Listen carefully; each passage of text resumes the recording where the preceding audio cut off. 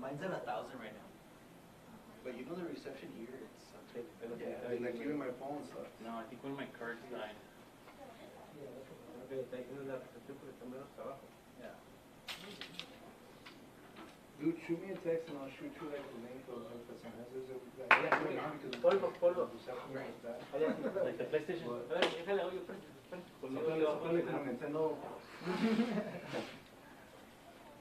Ya le escupiste, güey, algo mal. No, güey, no le has escupido.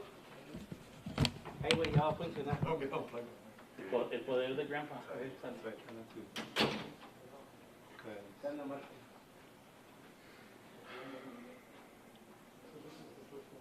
No. Somebody dropped something on it. Aaron, what did you think of the Steve Bannon murder today? Dude, I've been listening to, I listen to conservative radio, like all. Oh, they're all. Oh, dude, they are losing. You do that just for fun? You know what? It's already published. Sí, but they say I don't think it's gonna make it. You know who's really funny to watch? Oh.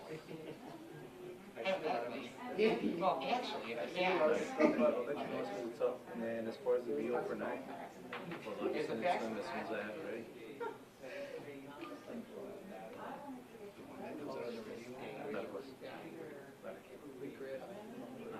I respect the hustle. The one that I can't, I think it's funny, but I can't like stand listening to like a whole show is Mark the because he just yells and yells and yells, and after a while he's like, okay. Okay, wonder why you're so mad. You never have to worry about being my mess. But yeah, they're losing their mind. I think I just saw really quick. I could be mistaken, but I think that after the announcement of the Steve Bannon being able to go to prison, like a bunch of people protested and put like in the middle of the street, and they start getting arrested. Also, like three people, because Trump's holding a rally in Phoenix, and three people already passed out, just waiting in line from. Isn't he supposed to show up in Phoenix? Yeah, I believe so. Gotta get that lawyer money, man. Everybody's been saying that he hasn't had any indoor events because he doesn't pay the bills. Like, I mean, he did that pretty much for a while. So the interesting thing is, in here, the Coliseum made him get or else they would not let them work. Good. That's how they did it. But everyone, because everyone else, yeah, everyone else. Yes, he did that whole entire He had been and doing that that. was, Oh, They yeah. wiped them. yes. So I think. They actually, like, put a map. They put a map of all the cities that he visited. That's crazy. Good afternoon, everyone. Good afternoon. Oh, so harsh.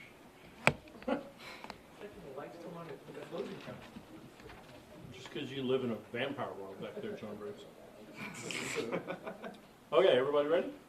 Yes, sir. Ready. I'm rolling. Rolling. Good afternoon. My name is Bill Hicks, and I am your district attorney. Thank you all for being here this afternoon. I actually just asked you to be here because we got requests for comments from about 5 different.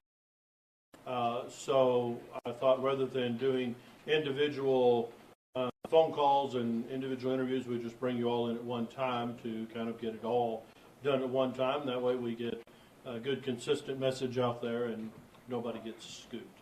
So let me go ahead and just kind of open the floor. I know that we all want to address or ask questions regarding the status of the riot cases, which the state of Texas is ready to go to trial on, but Ms. Childress and the Public Defender's Office seem to be raising various objections. So what questions do you have that I can help understand the state's position? So we learned today that the March cases, how many of those have been dismissed? The March cases, we have 214 cases total out of the March cases that were dismissed and are pending. Are you all going to try to re-indict those ones? That decision is still pending. And then, of course, to the April ones, so we understand there's like 2 crops here where some of them, I think it was 50-something. We had 59 individuals who were still in jail, and those were our priority to address the individuals who were still in jail.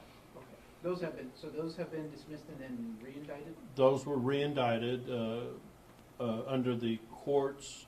The district courts, well, the Council of Judges, got together and came up with a new plan and a new procedure for indicting cases that were then ultimately certified to the misdemeanor courts. So the 59 were indicted and under the new procedure that the Council of Judges assigned for the district courts to certify those to the county courts. Okay, and then the other 80, are you all considering dismissing those and re-indicting those as well, or what's the status of the other half of those? They will be indicted as well.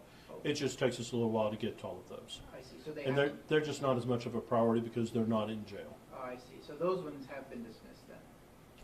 No, those are still pending. Oh, those are still pending. Okay, do you know roughly when Those are still in court. The judge has not granted a plea to the jurisdiction.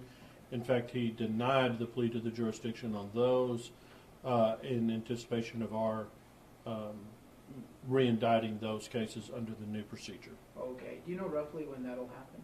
Or do you have any? Over the next couple of weeks. In a couple of weeks, okay. One thing we learned earlier today as well is the Public Defender's Office was saying that they've come to understand that there were actually like 4 different or multiple large group crossings rather than just one large blob during the April alleged border crossing.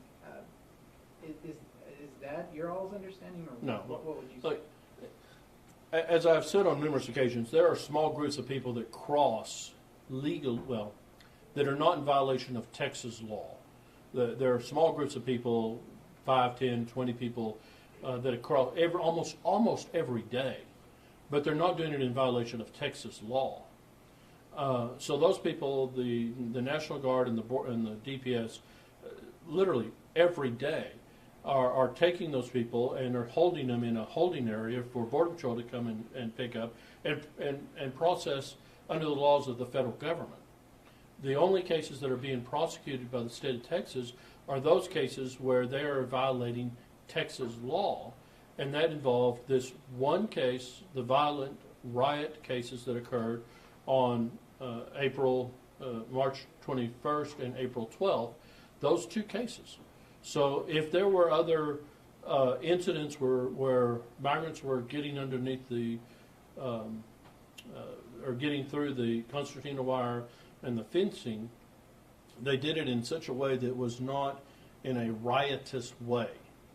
They weren't doing it in a way that endangered lives or in a way that allowed DPS to target who was actually cutting the wire and what group of people were taking advantage of that.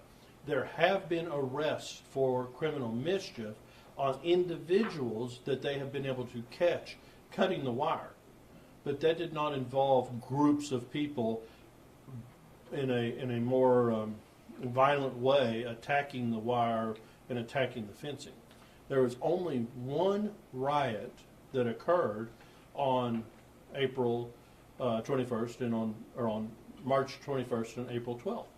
Only one riot each of those 2 days. There weren't multiple riots and they got turned back or such things. There's only one riot each of those days. One of the other questions that got brought up during the hearing was the Public Defender's Office was also saying that the Chief Public Defender doesn't have access to the portal and that she didn't want to sign an agreement. Are you able to describe the agreement in any way? And of course, Sure. can you address So look, every single criminal defense attorney in town. And the majority of the public defenders in her office have agreed to abide by the rules that we have for access to the case portal system that we have. The fact that Ms. Childress refuses to is on her. That has nothing to do with what every single defense attorney in town and the vast majority of the defense attorneys in her office do, which is agree to abide by the rules. And the rules are very simple. You agree that you're not going to share private information, which is related in these cases. We have private information regarding victims that are on those cases, private information regarding witnesses in those cases. We are putting information from police reports available for defense attorneys to see in order to defend their clients. This is what the law requires us to do, make this information available. So we do. We make this information available, but we require the defense attorneys to do what? Agree that they're not going to disclose it, which, by the way, is also required under the Code of Criminal Procedure. So all we're doing is asking them to agree to follow the law. And she's refusing to agree to follow the law, which is what we're asking her to agree to do. What would you say to her? Because I remember, I think a little bit of that was said during court, and she said that, well, I go by the, whatever ethics board that attorneys answer to. What would you say to that response? Then she should have no trouble agreeing to the agreement. If she's willing to abide by the law, if she's willing to agree by the code of ethics, then she should have no trouble saying, yes, I agree to this because that's what this is saying. I will follow the law, and I will agree to follow the law and abide by the code of ethics. That agreement asks for nothing more than for defense attorneys to be ethical and to follow the law. That's all it does. We're trying to protect the public and witnesses of crime and victims of crime from having their information disclosed. If they do disclose, if someone who has access to the case portal system discloses that information, we have an agreement that the attorney has signed that we now go back and say, hey, a defense attorney, you have violated the law, you have violated your ethics. We are going to limit or cut off your access to the case portal system. You, defense attorney, must now come down to our office and access the case portal information in our office in front of an attorney with one of our investigators looking over your shoulder, making sure that you're not copying down information that you're going to disclose illegally. All we're doing is saying, follow the law. And if she's refusing to do that, that's on her. So what's the status right now with this issue? What's the status? Well, apparently, judging from what she said in court, other people are violating, although she didn't name who they are, they're violating the agreement because they're letting her use their access to access this case. She clearly has been accessing the case because she started discussing what the evidence says. So someone in her office or someone is violating the agreement because although they signed the agreement saying they wouldn't allow someone else to use their access, she said in the hearing that she goes around and finds somebody else uses their access to access the evidence. She's supposed to come down to our office and review the case. Your office mentioned that there was some kind of conflict over the public defender's office and just the different representation in the cases. Can you address that? Sure. So the Council of Judges, when they assign the representation to the defensive bar, right? They'll go down and for example, Derek Wyatt and Justin Underwood have a law firm, and in their law firm is Daniel Aguilar. So if the Council of Judges starts assigning people to different law firms, they recognize that there's a conflict of interest between Justin Underwood and Daniel Aguilar if both of them represent co-defendants on a case, right? So if they represent co-defendants on a case, those attorneys either have to get waivers from the people they both represent, saying, I recognize that I'm a co-defendant with this guy, and yet we have attorneys in the same firm. Attorneys in the same firm, by law, they share information, right? That's the way it works if you're in a law firm. They share information, they talk to each other, So if I'm a defendant with this guy, we're both defendants, and we both have attorneys out of the same firm, we either have to waive that conflict, or the court has to have a hearing about it, because if it comes down to trial, there's a potential that I, as a defendant, may end up testifying, hey, I have a deal to get lower sentence or something if I testify that this guy did the crime and I didn't, or this guy's more culpable and I'm less culpable. That's where the conflict exists. This guy was cutting the fence, or this guy was punching the National Guardsman and I did not. That incentive to point the finger at your co-defendant exists in every case. If you represent, and the public defender's office is not unique, it's one big law firm. Well, the public defender's office represents 20 people. Someone in that 20 people very well may be someone who assaulted a National Guardsman, who cut the wire. And the incentive of someone who was among that 20 who saw that to get on the stand and say, I should not be punished very harshly because I did not cut the wire. However, that guy over there did cut the wire. That guy over there did punch a National Guardsman. That incentive is very high because it's in their best interest to say that. Yet, as the attorney representing those 3 people, that attorney has a conflict because they represent the 2 people who are more culpable and the person who's less culpable. How can that be? They have a conflict. All 3 of those people should be waiving that conflict and saying, I realize that I'm less culpable than those 2 guys, but that's okay, I'm going to allow the same attorney to represent me. That's a problem. I think that's a problem. I think that's an ethical problem, and she either needs to have a waiver from each one of those clients, or the court should be inquiring about it. How many clients does she have? I think she represents 26. I think that's the number. You've been trying to get in. Yes, sir. Mr. Hicks, in regards to the just over a dozen migrants that were in court today, do you expect trial to start on Monday? I would like to. I would really like to go to trial. I think the public defender's office seems to be doing everything they can to avoid going to trial. They keep trying motions to quash that weren't heard today because they were filed today. They seem to be doing everything they can to keep from going to trial. We would like to go to trial. Let a jury decide what happens on these cases. That's all we've been asking. Bring a jury in from the public and let's talk about these cases. And so I want to ask about that motion that you just mentioned, the motion to quash. You know, she talked about some of the accusations or some of the alleged conduct of her clients, the group of migrants that she was representing today, as intentionally vague, those accusations. What would you say to that? And does the district attorney's office need to be specific in the types of conduct that each person being charged allegedly partaking? Yeah, so I don't know if she doesn't understand the law or if she's just trying to confuse and muddy the waters, which defense attorneys do all the time. I'm not sure. I mean, we track the statute. The indictment tracks the statute. And an indictment itself, the only thing an indictment is supposed to do is give notice to a defendant of what they've been charged with. The facts of the case, the discovery, flushes that out and tells them exactly what it is, the details, right? So the indictment just gives them the outline of what they've been charged with. The indictment tracks the statute, and that's what they needed. On this date, they were part of a group, which is 7 people or more, that participated in a criminal episode. And they knowingly participated, part of a group that was knowingly violating the law in the form of committing that criminal mischief. That's all that it takes to be a part of a riot.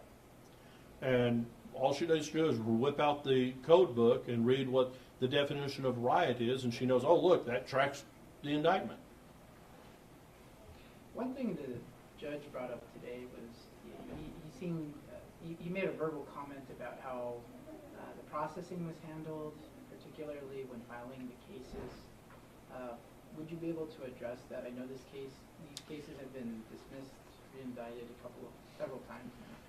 So, yeah, again, you have to understand, this is not, the processing of the cases is not something the district attorney's office does. That's something that the district clerk, the district courts do. And in this case, the Council of Judges created a specific procedure for how the district courts were going to certify and transfer cases to the county clerk's office, and then the county clerk's office, pursuant to the local rules, assigns those cases to a particular court. So this is something that's completely out of our hands. We take the cases to a grand jury, and after that, we give the true bill list to the clerk, and after that, it's out of our hands. So everything that he's complaining about is something that happened behind the scenes in the district clerk's office that goes to the county clerk's office. We don't have a hand in that. That's. I would suggest talking to the Council of Judges, to Judge Anna Pettis, who's the presiding judge. I think that they have a fantastic procedure in place, which goes, in my opinion, above and beyond what the law requires, as far as certifying and assigning the cases to the county court. Any issues that may have arisen, I think, have been rectified between the county district clerk and the county clerk's office. I understand he was concerned that an exhibit wasn't attached to the order. I think the clerk's office has been made aware of that. I think they have rectified that problem. But again, those are issues that are outside of our area of control. And again, I think the Council of Judges has gone above and beyond what the law actually requires to address what the Texas Constitution requires, which is the certification from district court to misdemeanor court. So in this new system, is it likely then that, if you're a district court judge and you get, some kind of list from a grand jury from another district court, is this process or? Well, so no, let me be clear. There's not, so if a case is indicted, it's never filed in a district court.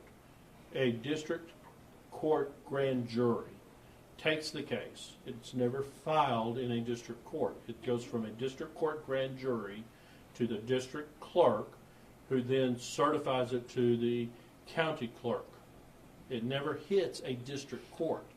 And I think that's something Ms. Childress doesn't understand regarding the law. She keeps thinking it should be filed in a district court. The cases from a grand jury are never filed in a district court. They go from, even if it's a felony, it goes from a district court grand jury to the district clerk's office, and then pursuant to the local rules are then assigned to the district courts and are then filed in the district courts if it's a felony.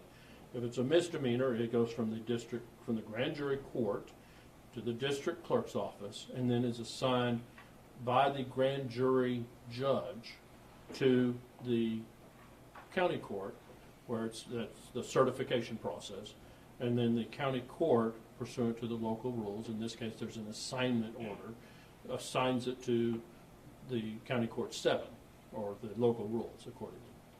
I know I've asked a lot of questions. Yeah, you're getting some looks here. That's my last one.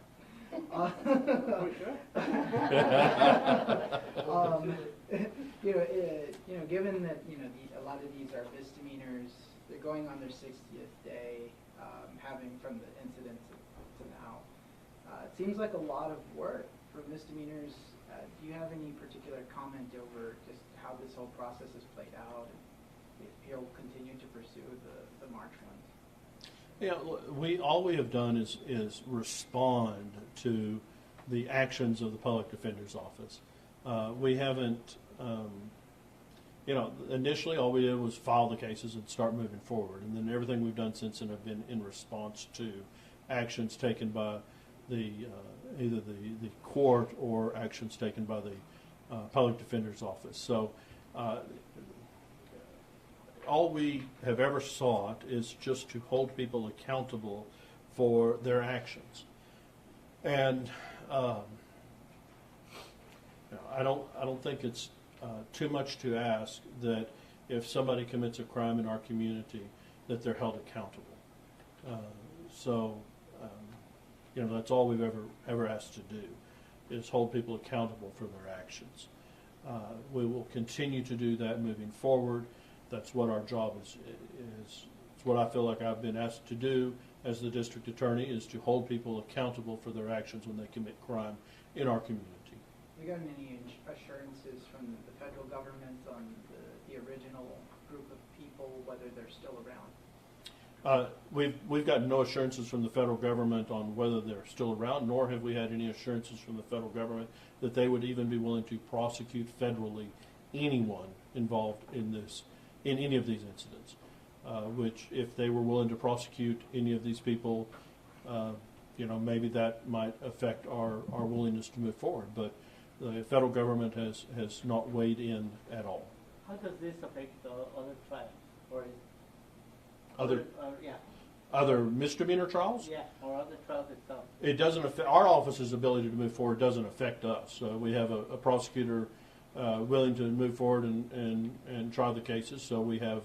It doesn't affect our ability to move forward. The time that Judge Morales is devoting to it, I don't know if he's having to continue other cases in his court in order to address these. But we certainly haven't had a trial in Judge Morales' court lately, so that wouldn't. I don't know why.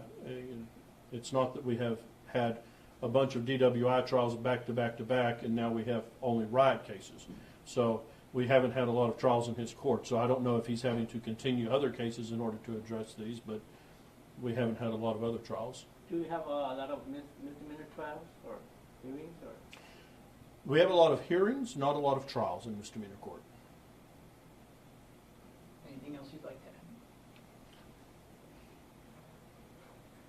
You always wanted to jump in with other questions. That's true, but I'm done today, Mr. Mayor. You're done? You sure? Yes, sir. Okay. I wasn't ready to get put on the spot. Anyone else? Well, yeah, I pointed to you. But What's next? What's next? I don't know. Listen, honestly, this was to answer all of your questions. So, any other questions that you have, I'm more than willing to ask your questions. So, nothing else? Thank you, Mr. Chair. All righty. Thanks, sir. Thank you all for being here. We appreciate your time.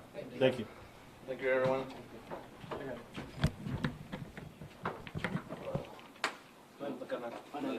Ahí estamos, ¿eh?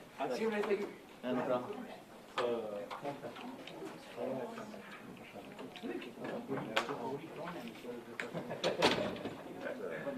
An intern. So most of you guys we know. See, that was me. We're the ones telling you. Yeah, so we're like, yeah, we're like, he's all, I'm an intern. I did see him. We didn't know, he didn't want to answer me, but intern is like, Estaba así, güey. Y volteó para abajo y... Híjole, a ver si no te falseaste. Pero ahorita me cobras el pie, güey. Así entero raw? Well, pues, como it just depends on the signal. I can cut it. 15, 20 minutes. That's what I was doing. But it's to go down. Ahí está, mira, ya. Sí, no, pero pues I still gotta get down. Should we just like get stay powered up now and just see if they'll take us? Do it. Yeah. Thank you, Renee. Appreciate it. ¿Cómo me hablaste? I might as well. I'll just start reading.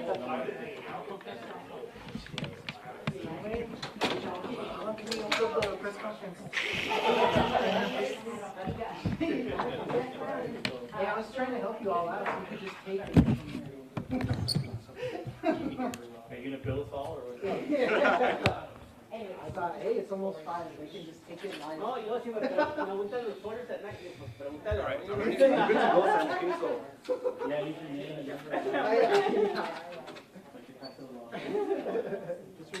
Just remember me when we're out there and I'm getting my hair.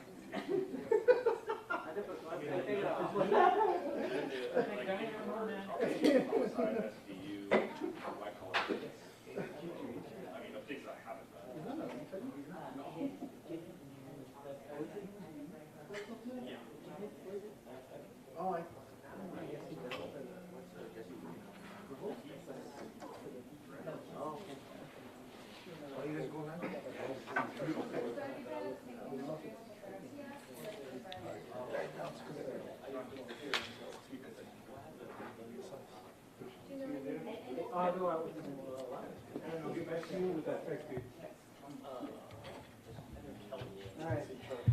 Yeah, we're recognizing.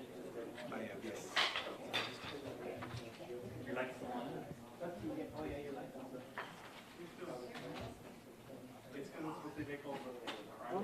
Mic check. Mic check, 1, 2, 3. Hey, mic check, 1, 2, 3. Mic check, mic check, mic check. Yeah,